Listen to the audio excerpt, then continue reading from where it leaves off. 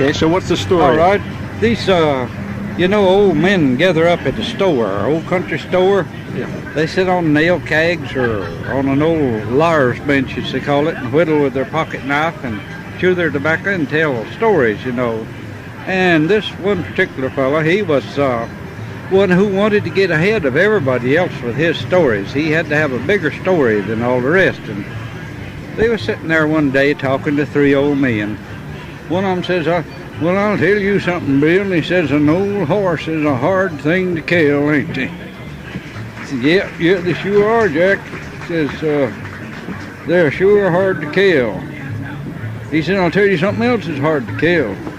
He says, it's an old mule. He says, you can just beat one of them to death and he'll still come out of it. Other than says, now, boys, you just wait here a minute and let me tell you. He says, an old house cat is the hardest thing to kill there is. He says, it's got 9 lives, He says, we had an old house cat there at home, and my wife told me, says, now that cat's getting old and it's no count, so you take it out and kill it. He says, I took it by the legs and I beat it over a tree till its brains popped out. And he says, I pitched it over behind the log. And says, next morning, don't you know that old cat was a-coming towards the house? He said, yeah.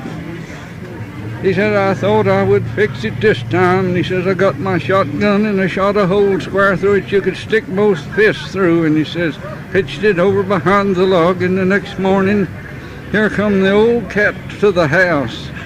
He said, oh, doggone you, I'll fix you this time. He says, I caught that old cat and I lay him on the chop block and I chopped his head off and I put him over back of the log again. And he said, don't you know, next morning, here come that old cat with his head in his mouth.